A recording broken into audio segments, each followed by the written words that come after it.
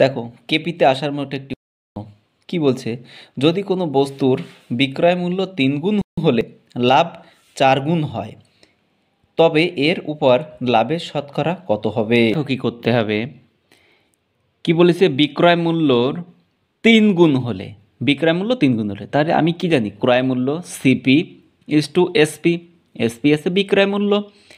এবার বলছে 3 গুণ, তাহলে এটা যদি 3 গুণ হয় কার উপর, ক্রয় মূল্যের উপর, তাহলে 1:3 বলতে পারি।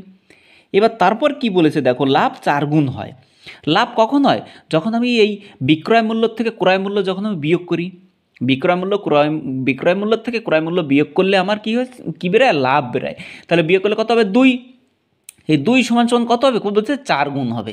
2 সমান সমান 4 গুণ, তাহলে একে কত, 4/2, আর আছে 100-এ কত, তাহলে 2 দিয়ে কাটো, 2 × 4, তার মানে কত, 200%।